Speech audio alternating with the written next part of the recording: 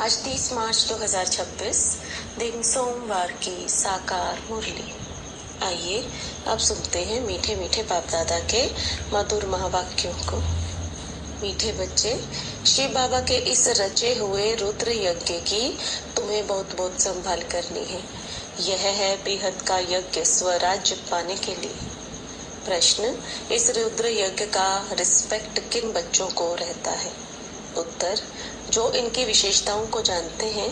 तुम्हें पता है कि इस रुद्र यज्ञ से हम कौड़ी से हीरे जैसा बनते हैं। इसमें सारी पुरानी दुनिया स्वाहा होती है। इस पुराने शरीर को भी स्वाहा करना है। कोई भी ऐसा बेकायदे कर्म ना हो जिससे यज्ञ में विघ्न पड़े। जब ऐसा ध्यान रहे तभी रिस्पेक्ट रख सकते हैं। गीत। माता ओ माता, तुम ही हो भाग्य विधाता। ओम शांति। बच्चों ने गीत सुना। जिन्होंने बनाया है वह तो बेचारे माता को जानते ही नहीं है। नाम सुना है जगत अम्बा, परंतु वह कौन थी, क्या करके गई, यह किसी को भी पता नहीं है सिवाय तुम बच्चों के। जगत अम्बा है तो जरूर बाप भी है, बच्चियां भी हैं और बच्चे भी हैं। जो जगत अम्बा के पास जाते हैं उनकी बुद्धि में यह समझ नहीं है, सिर्फ बुद्ध अर्थात मूर्ति पुजारी है। देवी के आगे जाकर भीख मांगते हैं। अब यह राजस्व अश्वमेघ अविनाशी रुद्र ज्ञान यज्ञ है। इसका क्रिएटर है माता पिता तत्त्वम। तुम भी यज्ञ के क्रिएटर हो। तुम सब बच्चों को इस यज्ञ की बड़ी संभाल करनी है। यज्ञ के लिए बहुत रिस्पेक्ट रहना चाहिए। यज्ञ की पूरी संभाल की जाती है। यह है हेड ऑफिस।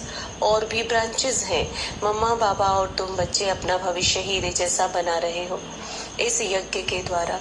तो ऐसे यज्ञ की कितनी संभाल और इज्जत रखनी चाहिए, कितना लव होना चाहिए। यह हमारी मम्मा जगत अम्बा का यज्ञ है। मम्मा बाबा का यज्ञ सो हमारा यज्ञ।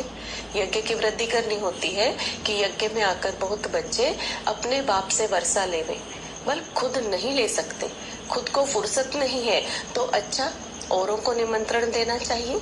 इसका नाम ही है राजस्व अश्वमेघ ज्ञान यज्ञ, जिससे स्वराज्य मिलता है। इस यज्ञ में पुराने शरीर को भी स्वाहा करना होता है, बाप का बन जाना है। यज्ञ कोई मकान नहीं है, यह है बेहद की बात। जिस यज्ञ में सारी विश्व स्वाहा होनी है, आगे चल तुम देखना इस यज्ञ का कितना रिकॉर्ड रखते हैं। यहाँ बहुतों को रिकॉर्ड नहीं है। इतने सब यज्ञ के बच्चे हैं, बच्चे पैदा होते रहते हैं, तो इस यज्ञ की कितनी इज्जत रखनी चाहिए।